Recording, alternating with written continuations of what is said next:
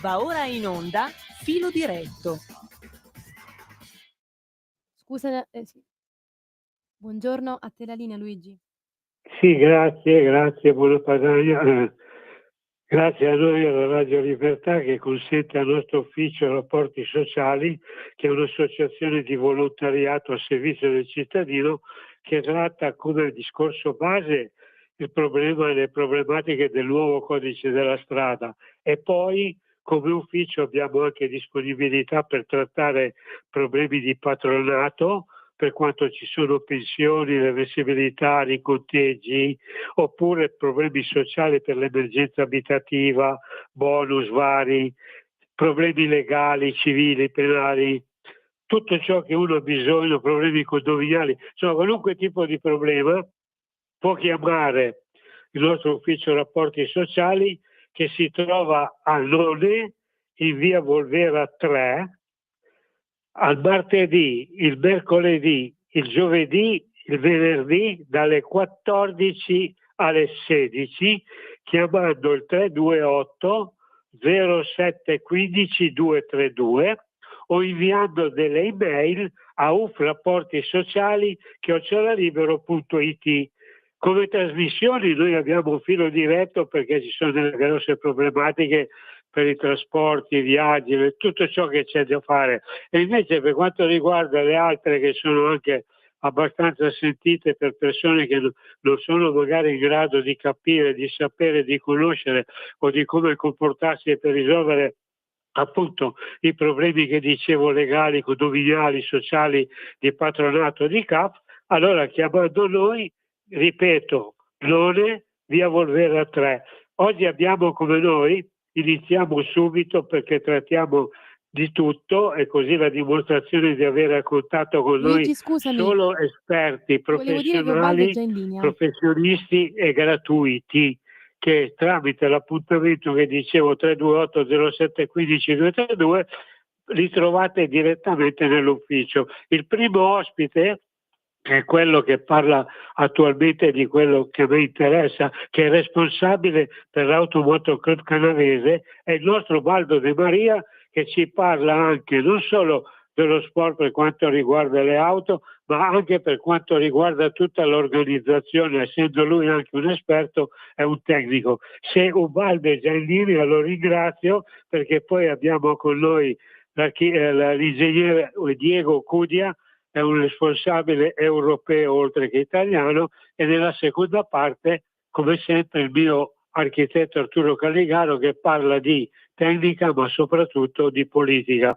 Se Ubaldo è in linea, io gli do un bel bacione, lo ringrazio e gli do la disponibilità, la possibilità di parlare, così ci spiega di cosa si tratta, cosa sta facendo e quali sono le nuove prospettive. Ciao Ubaldo, sei presente? Buongiorno a tutti gli ascoltatori, ciao Luigi, sono presente. Allora, a te la parola, spiegaci tutto e dai le tue indicazioni e dimostrazioni. Grazie, vai Ubaldo. Allora, vi racconto in poche parole, cerco di essere breve, ma alcuni eventi che si sono organizzati ormai in via ufficiale, quindi per chi vuole muoversi ci sono delle cose abbastanza interessanti. Allora, domani so che c'è un raduno ad Avigliana di auto, moto e soprattutto camion d'epoca. Mi hanno detto che è una cosa abbastanza grande e si spera che ci siano molti partecipanti. Poi vi ricordo che l'avevo già detto alla precedente collegamento, il sabato 6 settembre a Monteuro c'è il raduno delle Rocche, pomeriggio e sera con la grigliata finale, sempre per auto e moto d'epoca. Una cosa di cui sono, tra gli organizzatori, e quindi mi fa molto molto piacere poterne parlare in radio, è per domenica 7 settembre. Allora, il circuito Barauda a Moncaglieri, come ormai da 15 anni, perché quest'anno sarà la 15ª giornata da campioni. Cosa significa? Noi amici eccetera che abbiamo le auto d'epoca auto diciamo così anche da competizione, perché ci sarà la partecipazione di alcuni amici che hanno le auto addirittura che hanno corso nei rally, tipo Delta, tipo altre vetture. Comunque facciamo questa giornata, la 15ª, come dico, la giornata da campioni, perché ospitiamo in quel circuitino i bambini dell'oncologico sia di Cirie che del Regina Margherita. I genitori ce li portano, noi li facciamo girare con le nostre vetture e li facciamo sentire un po' dei piccoli campioni sul circuito, e poi dopo, quando loro ci lasceranno verso metà pomeriggio, allora tutti i partecipanti che vogliono fare 2 giri in pista con un'offerta il cui ricavato praticamente di queste offerte andrà nelle mani praticamente dei responsabili amministrativi di questi 2, soprattutto dell'oncologico di Cirie. Noi faremo questa offerta per avere qualcosa in più, per poter dare qualcosa in più a questi bambini poco fortunati. Per cui già sin d'ora mi auguro che la partecipazione sia molto numerosa per poter dare, come tutti gli anni, un buon contributo, o avere un ottimo riscontro. In ultimo vi dico ancora 2 cose. Allora, domenica successiva dimenticavo, sempre la stessa domenica chi non viene a Barauda può partecipare eventualmente al Giro delle Langhe 2025 a Monforte d'Alba. Ok? Poi, scusatemi che mi è partita eccoci qua. In ultimo vi dico ancora, domenica successiva, il 14 settembre, assalto a Cornier, una frazione di Cornier, praticamente assieme alla sagra di Saltatuende, detto in piemontese, che sarebbe come dire i salta fossi o saltasiepi, ci sarà il terzo raduno di auto e moto d'epoca.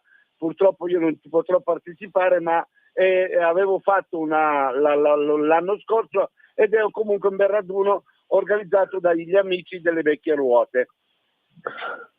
In ultimo vi dico ancora una cosa, ecco, l'ultima cosa, che poi non so se riuscirò ancora a partecipare prima dell'evento, però sicuramente sì, ma vi anticipo ancora una cosa. A parte il salone al 26, 27 e 28 settembre, il 5 ottobre, organizzata dall'ACI di Torino, ci sarà l'ennesima Ruote nella Storia, un raduno dinamico con la partecipazione di almeno 50 vetture storiche, di quelle anche di pezzi molto, molto particolari, molto diciamo così preziosi anche, e andiamo praticamente partendo dalla sede dell'ACI di Torino, in piazza Gorizia, andiamo all'abbazia benedettina di Novalesa. Cosa dire? Visita l'abbazia, una delle più antiche di tutto l'arco alpino occidentale, che almeno è anche molto famosa perché addirittura aveva ospitato l'imperatore Carlo Magno. Queste erano le notizie che dovevo darvi in questa occasione. Hai fatto bene, però ricordati adesso, Ubaldo, che ti devi sentire impegnato per tutti i sabati, perché avendo le cose la domenica oppure il sabato stesso, tu sarai obbligato, te lo obbligo io, guardami bene, sentimi bene, a essere presente tutti i sabati finché risolviamo i problemi di queste manifestazioni.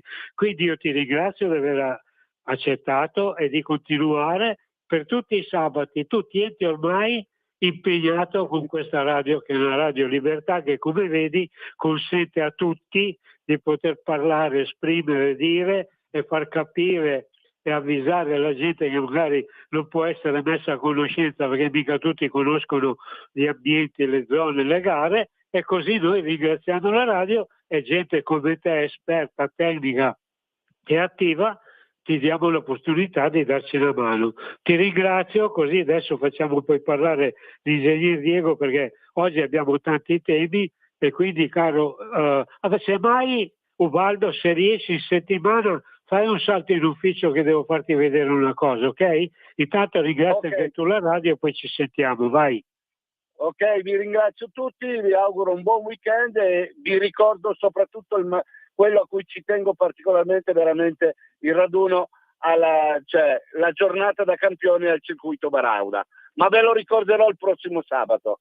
Buon weekend a tutti, grazie. Luigi, ci vediamo sicuramente. Ciao, grazie, Okay? grazie a te, Grazie. a Radio Libertà e soprattutto alla nostra Sveva, che quando è lei gli faccio fare tutto il lavoro, perché è lei quella che sa. Io purtroppo cerco di fare il possibile per dare l'opportunità a chi deve parlare di esprimersi, però purtroppo non possiamo arrivare perché il tempo è limitato, come è giusto che sia, e nel tempo limitato bisogna dire più cose possibili. Quindi nell'attesa che Cibi L'ingegner Cudia c'è. è appunto nell'attesa di Diego, gli racconto, caro Diego, che parleremo perché tu sei responsabile. Io ti ho messo come tecnico per quanto riguarda il settore elettrico e guarda che ci sta ascoltando Diego, il tuo fratellone, l'architetto Arturo Caligaro, che come tecnico e come politico ti ascolta e nella seconda parte o quando toccherà a lui risponderà anche alle tue problematiche. Per adesso io anzi faccio che salutarti e ringraziarti Diego e poi ti spiego due temi che vorrei trattare perché la gente viene in ufficio e me ne chiede. Ciao Diego, come va? Buongiorno Luigi, ben trovato a te e ai radioascoltatori di Radio Libertà. Buongiorno, tutto bene, eccomi. Quindi ti posso chiedere due cose importanti perché tu sei l'esperto e darai la risposta. Sono tutte cose, diciamo, attualissime perché sai che parliamo di cose che capitano magari domenica, che è già domani, tanto per non fare nomi. Allora, qui mi dicono, Diego, dimmi poi cosa ne pensano in Europa e nelle nazioni dove tu collabori, sei presente e attivo, oltre che quello che succede in Italia. Qui dicono auto elettrica no grazie, perché dice quali sono gli ostacoli e le, tra parentesi, vere paure. Il 2035 decreterà lo stop ai motori tradizionali, ma i dati covertical rivelano una distanza enorme tra piani politici e scelte reali degli automobilisti. Ecco perché dico di Arturo come politica e te come tecnico ed esperto. Qui dicono, Diego, che nel 2035 sarà finita, addio benzina e diesel, risucchiati dall'auto elettrica B e V, ma basta leggere i numeri raccolti da K-Vertical per capire quanto sia larga la distanza tra le intenzioni di Bruxelles e quello che davvero muove gli acquirenti. Oggi 4 persone su 5 tornerebbero al termico senza pensarci troppo, come se il futuro imposto dall'alto non fosse altro che una voce inascoltata, una promessa scritta in un documentario da stracciare. Sto leggendo cose serie, tu sei la persona più seria per poi rispondere.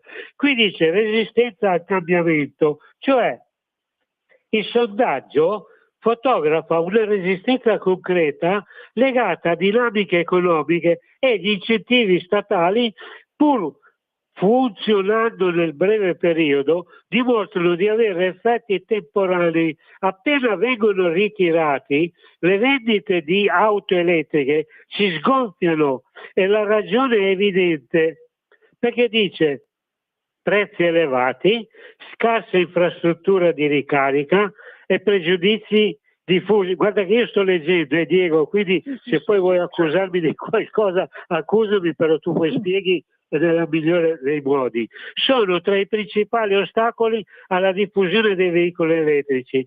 I numeri lo confermano, Diego, il 43,8% degli intervistati continua a preferire l'alimentazione a benzina, segue il diesel col 38,9%, l'ibrido col 10,4%, mentre solo il 5,6% direbbe di sì un'elettrica. Quindi E anche tra quelli che stanno valutando un B e V, l'ambientalismo sembra avere un ruolo secondario, quindi la spinta arriva piuttosto da calcoli freddi e considerazioni pratiche, perché dice l'essenziale dal bollo per 5 anni d'Italia, in alcune regole anche a tempo indefinito, o i vantaggi offerti dai Paesi Bassi, e tu spiegherai se è vero, dove non si pagano tasse di immatricolazione né di circolazione. Quindi un altro 14,1% indica come motivo principale i sussidi diretti in Francia. Per esempio si arriva a 7.000 euro di bonus in base al reddito, quindi perché gli incentivi hanno un effetto limitato? Oppure appena il 14% degli intervistati cita motivazioni ecologiche tra le ragioni di acquisto e appena il 7,1% parla di basse emissioni. Quindi gli oppositori dell'elettrico il 32%. Poi dice nel frattempo, e concludo così poi tu puoi parlare tranquillo, mentre in Europa, e tu dovrei dirlo, si discute di regole e obiettivi, la Cina corre. Ad aprile 2025 BYD ha superato Tesla delle vendite globali di auto elettriche, segnando un 359%, Diego, rispetto all'anno precedente, nonostante i dazi imposti dall'Unione Europea. Quindi il mercato si sta trasformando e non secondo le coordinate fissate da Bruxelles. Quindi tu che sei straniero, italiano, ma sei diciamo dell'Europa, quindi di Bruxelles, dell'Inghilterra, eccetera, di questa notizia, di queste cose che ho letto, cosa c'è di vero, cosa puoi rispondere e com'è la situazione? Parla, perché poi c'è un altro punto molto importante sempre per quanto riguarda le batterie di ogni regola. Vai Diego, a te. Sì, dunque ti ringrazio, hai fornito tanti dati che sono come sempre, perché è inutile che lo dici, sono sempre, come sempre giusti, perché le tue fonti sono verificate e anche analizzate da te, attento analizzatore di quello che ti capita per le mani. Quindi grazie anche a quello che dici, insomma, ecco, anche per i radioascoltatori. Parto dall'ultima constatazione che hai fornito. È un vero e proprio gigante dell'automotive orientale, asiatico, sudasiatico, cinese, eccetera, la BYD, che giustamente, come hai detto tu, ha superato un altro grande colosso che è Tesla per quanto riguarda l'automotive elettrica. Ovviamente parliamo anche di una nazione, quella della Cina, dove non esistono gli incentivi, cioè i bonus, cioè il governo ha deciso di utilizzare meno veicoli a combustione interna e utilizzarne più a propulsione elettrica. E quindi questo che noi pare difficile, ma a volte quando lo spiego nei giornali, nelle riviste su cui scrivo e anche con le persone con cui parlo, così pare difficile per noi europei, ma se la politica appoggia o anche incentiva un modo di viaggiare, in questo caso con la propulsione elettrica, ovvio che i numeri aumentano, ma non di settimana in settimana, ormai aumentano di giorno in giorno. Come ho detto anche altre volte, dopo il Covid, la Cina ha cambiato proprio totalmente rotta. Io ricordo ancora, ma anche molti radioascoltatori ricorderanno le foto che ci arrivavano in internet, attraverso internet, i giornali online, della Cina come il paese più inquinato al mondo, non dell'Asia, al mondo. E quindi, insomma, bene o male, queste emissioni arrivavano anche in giro per il mondo portate dai venti, un po' come avviene con le polveri del deserto del Sahara e anche altre cose. Allora, l'Europa non si rende conto, il governo, l'Europa politica non si rende conto che comunque c'è una grande dicotomia tra quello che è il mercato, cioè quello che la gente vuole. Giustamente tu hai dato dei dati ottimi. La gente preferisce ancora, a costo di pagare anche il diesel e la benzina a 2 euro, a 2,20, a 2,30, come probabilmente, spero di no, ma è destinato a salire il prezzo del carburante alla pompa, anche in vista anche per queste guerre che stiamo vivendo, eccetera, è propensa piuttosto a pagare, tanto ormai degli aumenti siamo abituati, a pagare anche la benzina, il gasolio più caro di quello così, perché oggi non c'è poca roba che ci spinge a comprare le auto elettriche. Va meglio l'ibrido perché comunque in qualche modo abbassa le emissioni e in qualche modo conserva anche le prestazioni delle auto. Magari un'altra volta parleremo anche da un punto di vista tecnico cosa vuol dire viaggiare su un'auto a benzina o a gasolio e una su elettrico. Ecco, sono due modi di viaggiare completamente diversi, ma ne parleremo mai un'altra volta. Allora, ovviamente sono numeri piccoli per noi europei, ecco, quelle delle immatricolazioni delle auto elettriche, perché purtroppo non sono supportate, come abbiamo già tante volte detto, da una politica che non userei più neanche incentiva, ma userei il termine favorisce.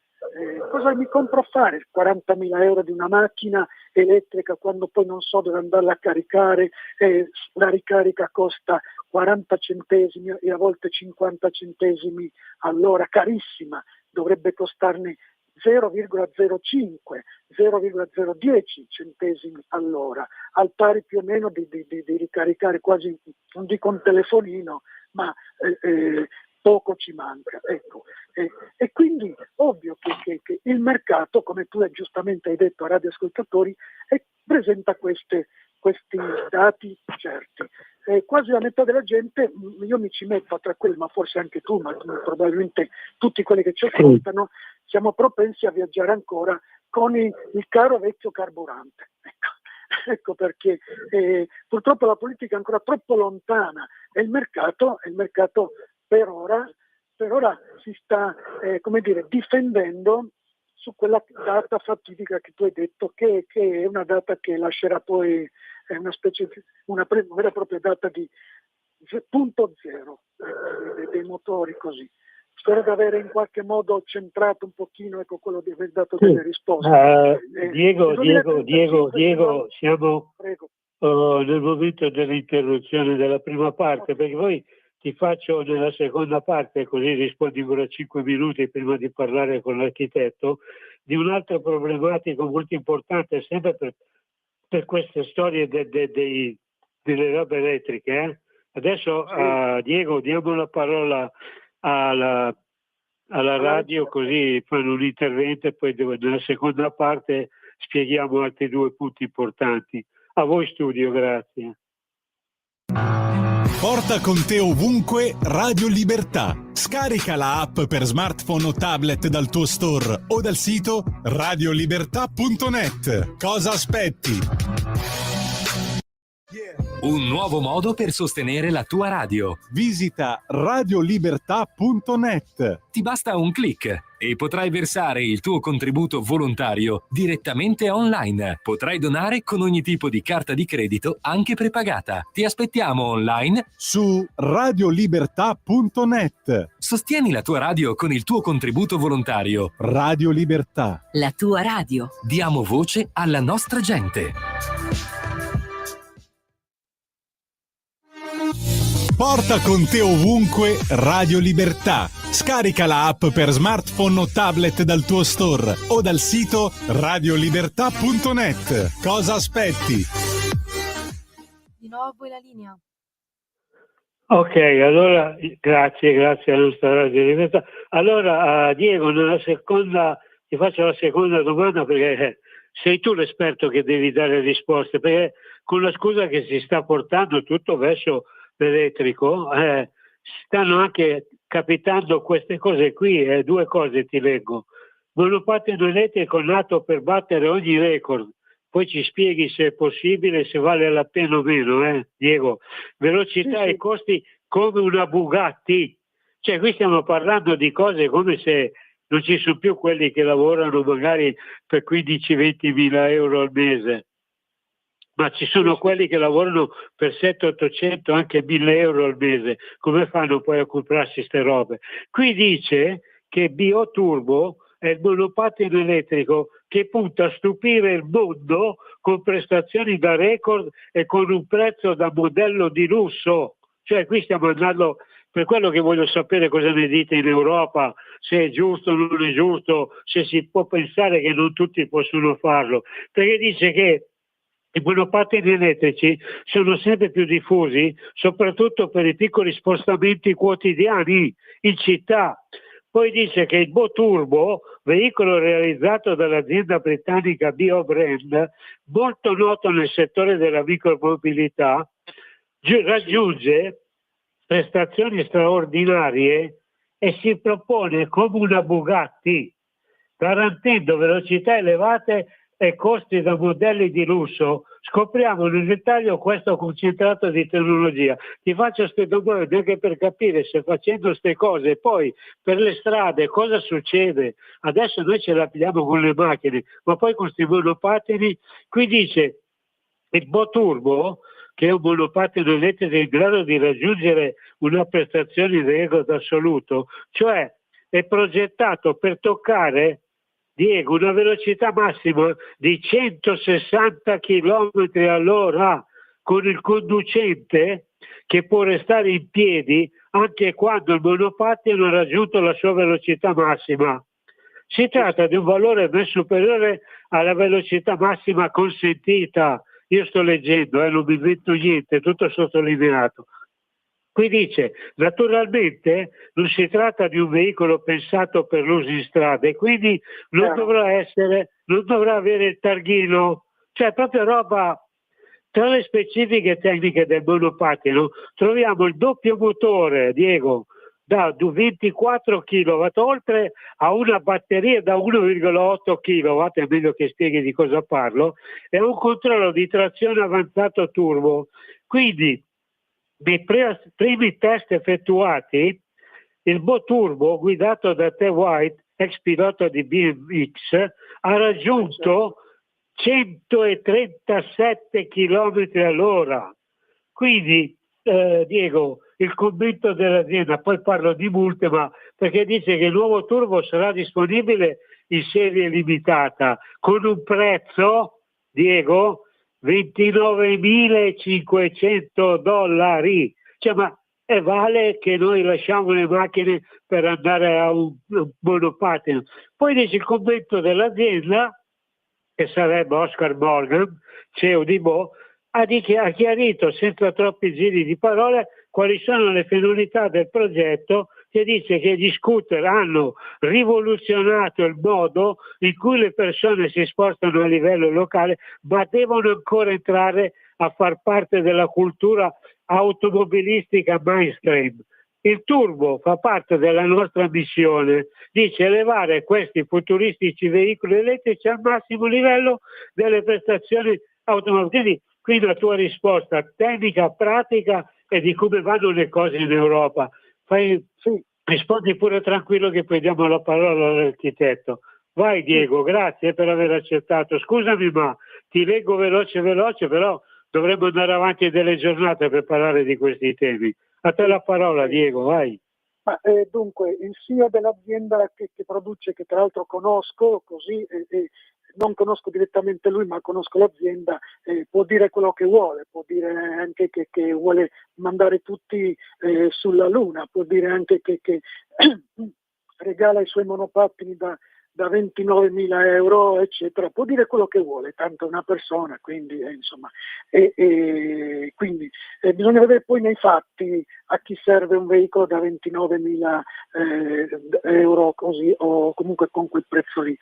Sembra quasi che si parla come se noi dovessimo andare in giro per le strade con la Formula 1, ecco, quindi penso che neanche se te la regalassero una Formula 1 tu andresti al lavoro con quella macchina, a parte che non potresti usarla per la strada, quindi quel monopattino non è fatto per la strada. Lì sì che chiedo l'aiuto da progettista, da tecnico al politico, quando ci troviamo a parlare con Arturo Calligaro, che saluto calorosamente perché ci sta ascoltando. Lì sì che mi piacerebbe che chi amministra, chi gestisce le strade, e in questo caso anche i vari ministeri, così fermasse queste vere e proprie bombe, no? Queste vere e proprie Ferrari, questi giocattoli, questi giocattolini che sono delle vere e proprie Ferrari, e poi diventano anche delle armi, perché un monopattino lanciato a 120, 130, 150 all'ora diventa come un'automobile. Ecco. Tecnicamente è possibile, anzi dirò di più per i radioascoltatori, così. Queste sono prestazioni ancora basse, tecnicamente è possibile far viaggiare un monopattino anche oltre quella velocità lì, ecco, tecnicamente si può fare, bisogna poi vedere quando ci mettiamo sopra e come lo portiamo, ecco. E come ripeto, come andare in giro con una Ferrari che scatta da 0 a 100 in 2 secondi, quindi voglio dire, ti fa venire anche proprio il volto a stomaco, quindi le aziende possono fare, adesso l'abbiamo visto anche con le bici elettriche, ecco. Io ritengo sempre che sono questi esperimenti proprio al top, ecco, queste cose qua. Il mercato vedrà, poi comunque ovviamente che già adesso ci fa paura vedere i monopattini che viaggiano ai 50 all'ora, perché sappiamo che possono viaggiare a 50 all'ora, e vedere queste persone che ti passano vicino senza produrre rumore, quindi in grado di buttarti per terra se tu non li senti, perché non si fermano al semaforo e perché hanno un'accelerazione abbastanza veloce. Io li vedo, ecco, anche in giro, anche a Parigi ce n'è tanti che girano, ecco, in Madrid, ecco, anche in Italia, così. Purtroppo dico, per me sono esperimenti tecnologici, va bene, insomma, ecco, come ripeto, come creare il fuoristrada o la macchina che ha 6.000 cavalli, quello ne ha 11 kW, quindi è già potente, per quel giocattolo su cui mettere una persona è già potente. Ricordo anche che come si muore a viaggiare a oltre 50 all'ora su una macchina, in caso di incidente, questo è un piccolo dato, si può morire anche cadendo da un monopattino ai 50 all'ora e andando a sbattere la testa contro un albero. Questo per i ragazzi e per le persone che pretendono di viaggiare ai 50-60 all'ora su un monopattino che dovrebbe farne al massimo 20-30. Ecco. Quindi si può morire. È una piccola goccia di saggezza, insomma, che mi va di dare, ecco. Quindi si può cadere, si può fare male, si può anche avere dei traumi proprio totali, lesivi, rimanere, insomma, morire, se non addirittura morire. Luigi, questo è, ripeto, le aziende fanno quello che vogliono, quello che pensano. Probabilmente c'è qualcuno che pagherà questo monopattino la cifra che le richiedono, andrà in giro su una pista, ecco, non certo per la strada, a meno che non si fanno delle competizioni sulle strade, ecco, allora poi vediamo.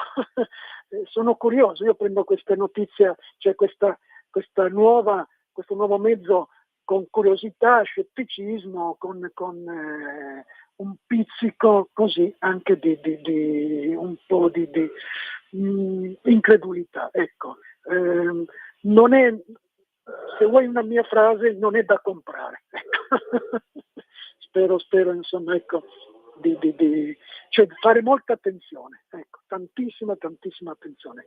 Poi ovvio che in internet si trova di tutto. Tu stai sempre attento, perché adesso fai parte del gruppo e ogni sabato sei da aggiungere, da continuare, da completare, certo. Sei presente e spieghi e completi anche quello che magari prossima settimana ti tocca sentire in Spagna in Inghilterra o in Francia o in Germania o in Belgio, non lo so dove capiti perché tu fai parte di quel gruppo e quindi che meglio di te quello che dice in questa radio corrisponde alla verità, alla realtà e possono convincersi e capire che quello che diciamo è vero. Quindi ringraziandoti, ti ringrazio perché il tempo vola, così poi diamo la parola ad Arturo che ho 2 domande anche per lui perché da lunedì ci sono grosse novità, è proprio perché si chiama Radio Libertà, perché ci fa parlare e avvisare chi ci ascolta di quello che domani gli capita,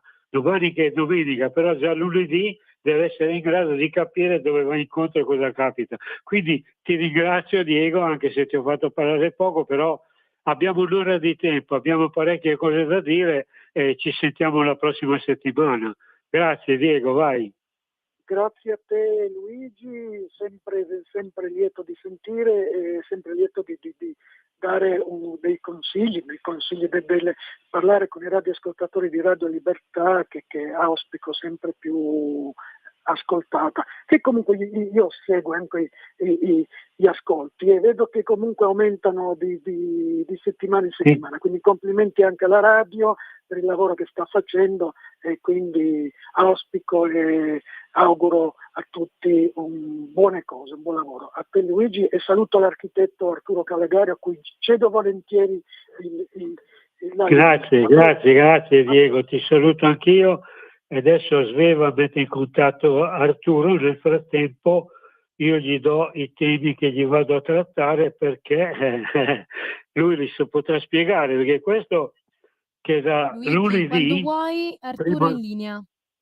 È già in linea, lo sapevo, lui non manca mai. Allora, da lunedì 1 settembre, ecco perché... Ciao Arturo, benvenuto, poi ti dico cosa volevo dire. Come va? Come stai? Bene, non possiamo lamentarci.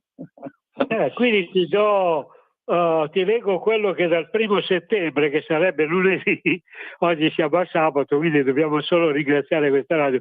Però voglio il tuo parere, Arturo, tecnico che lo stai dando sempre, ma oltretutto politico, perché qui parliamo veloce, purtroppo c'è un quarto d'ora.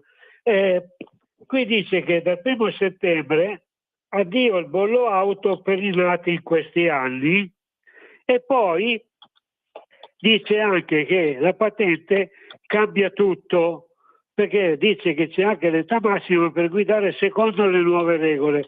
Allora, sul fatto del 1 settembre dove dice che le novità del 2025 sul pagamento del bollo che è esente dal versamento di questa tassa automobilistica, cioè sono previste nuove regole che cambiano la situazione, perché quando si parla di esenzione in base all'età si fa riferimento agli anni dell'automobile e non all'età del conducente. Ti faccio sempre questa domanda perché tu sei l'unico che la può spiegare bene e dare anche una risposta a chi ci ascolta per fare la legge e poi l'attualità di questo nuovo codice stradale perché non sempre partecipa, per quello che sta succedendo a Torino poi lo puoi spiegare.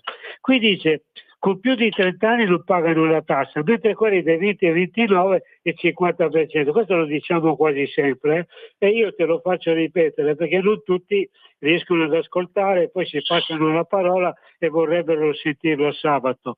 Quindi dice che riguarda anche le persone con disabilità, avendo noi anche associazioni di disabili senza limiti, è quello che fa parte della nostra famiglia, siamo orgogliosi.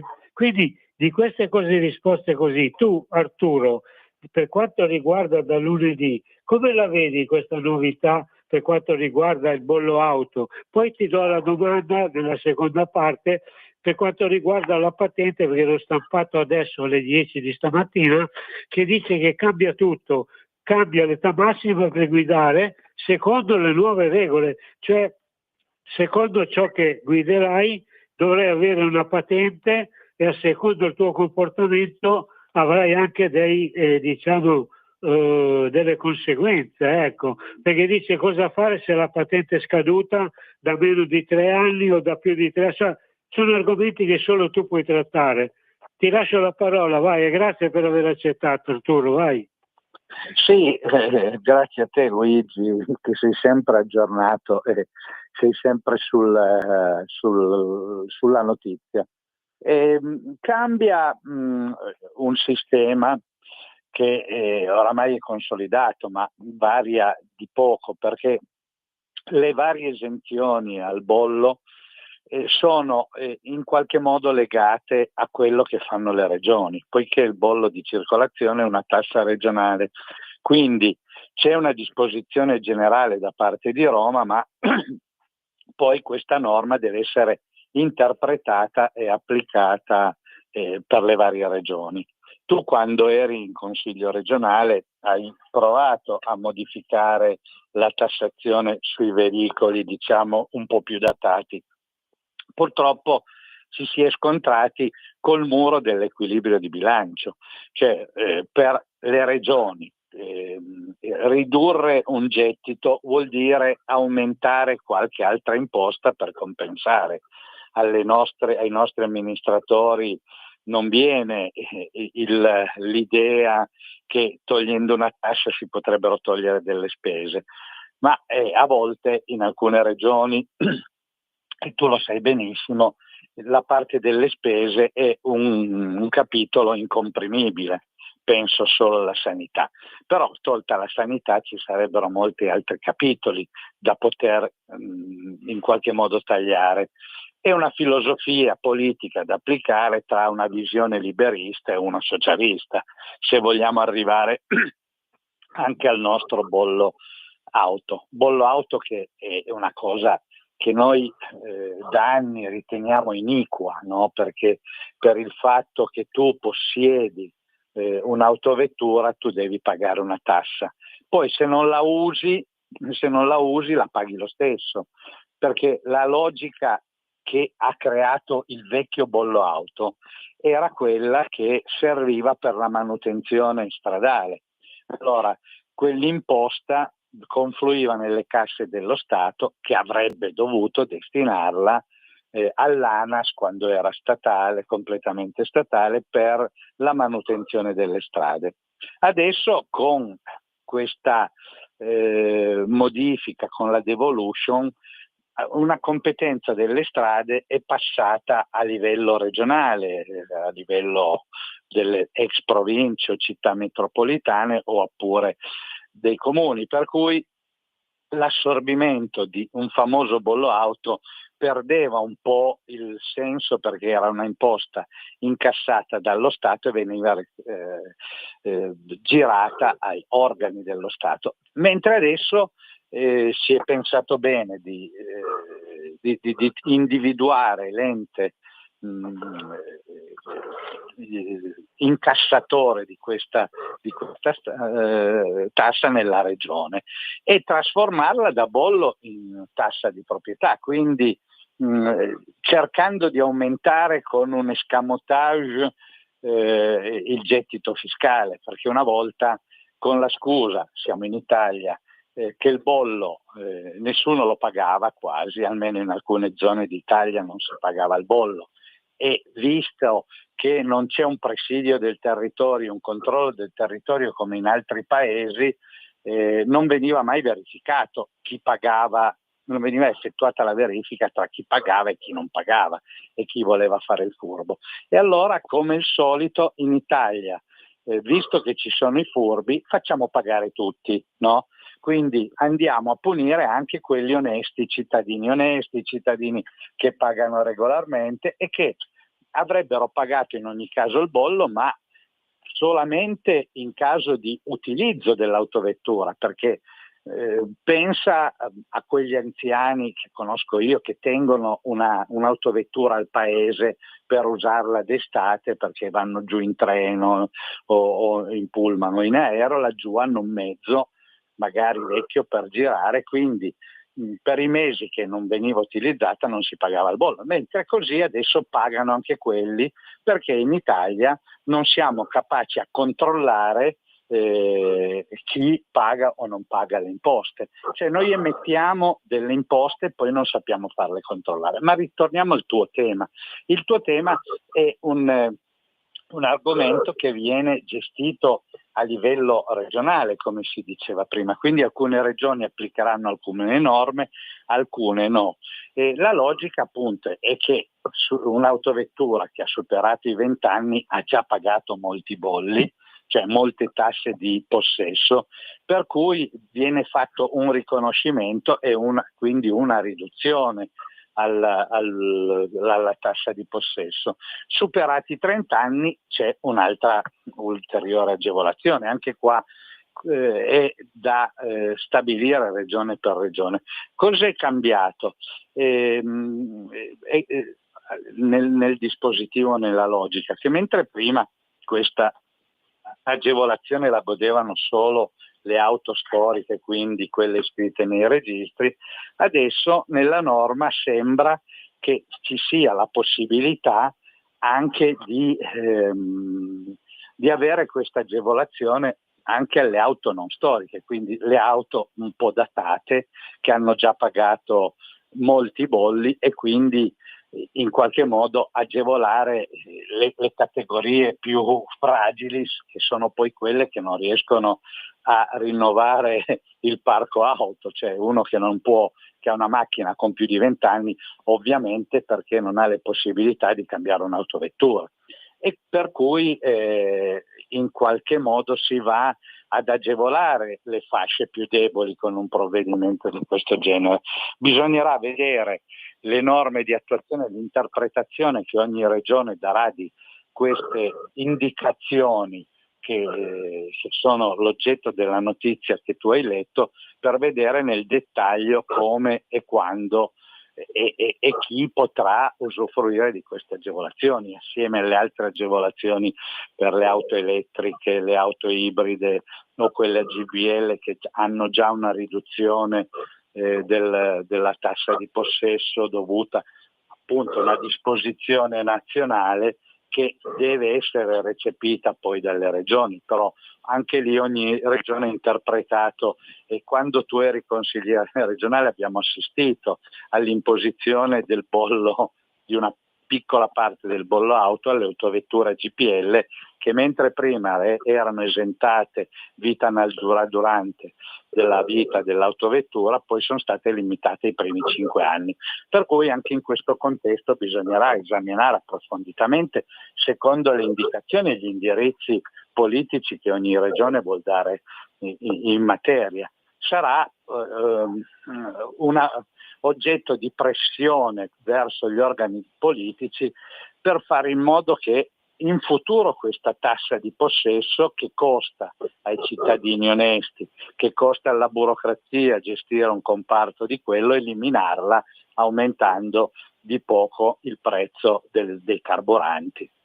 E quindi una ripartizione più equa, per cui se tu usi di più l'automobile paghi di più, e soprattutto perché queste risorse non vadano a coprire altre voci di bilancio come quelle che citavo prima, no? Che vai a coprire anche le spese sulla sanità, ma che questo introito venga destinato effettivamente alla manutenzione stradale. E qui rispondo a quello che diceva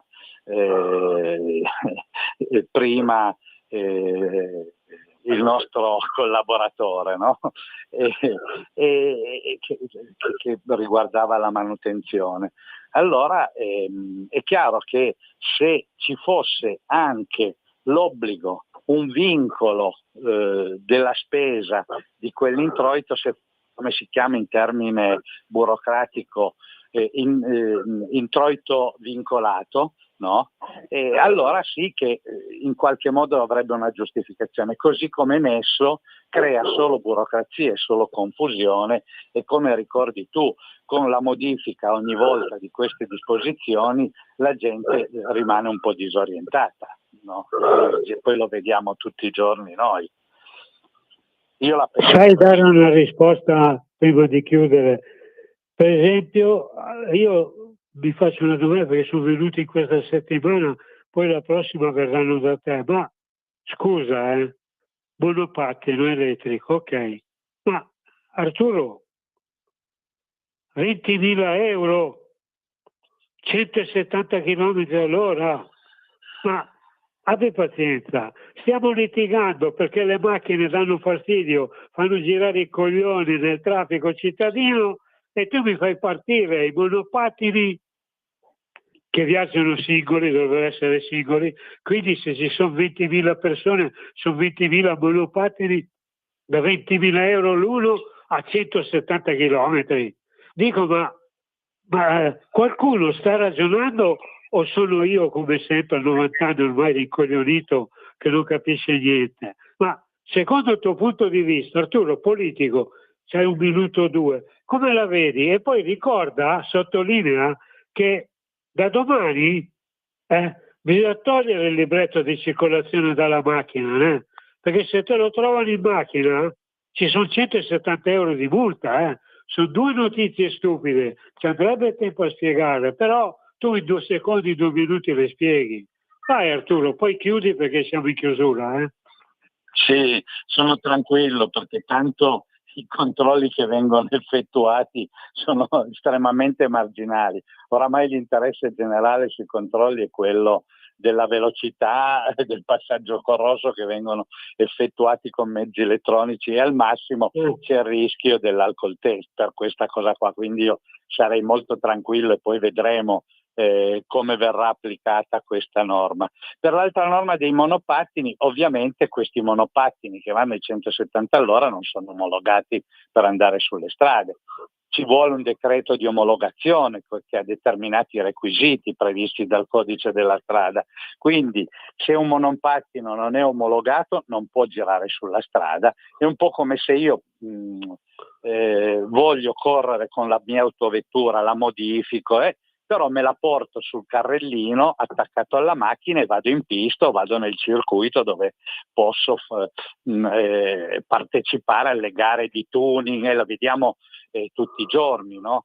Per cui io non mi preoccuperei di questi monopattini da 170 all'ora da 20.000 euro perché sarà un mercato di nicchia di pochi appassionati di questo veicolo, ma che non avrà nulla a che vedere con quanto riguarda il codice della strada e la circolazione stradale. È un po' come chi usa l'arma devi avere il porto d'armi, se no altrimenti non la puoi portare in giro, puoi andare a sparare solo nel poligono. Quindi anche questi mezzi in qualche modo devono rispondere alle regole, quindi io non mi preoccupo. Mi preoccupo di più di quelli che vanno ai 40 all'ora sull'autostrada, che sono omologati dal codice della strada ma che vengono utilizzati in maniera anonima o impropria, senza targa, senza luci. Ne vediamo in questi giorni, io ne ho visti 3 o 4 di notte senza luci di questi monopattini che sono un rischio per la circolazione, senza, e qui sottolineo, che nessuno dica nulla, anche perché è una pregiudiziale ideologica quella del monopattino voluta da una certa parte politica che contrasta l'autovettura, contrasta la mobilità delle automobili. Arturo, sabato prossimo parlerai un po' di più, lo spiegherai. I temi ormai te li ho dati, li prepari e poi ci sentiamo perché siamo già superiori alle 12.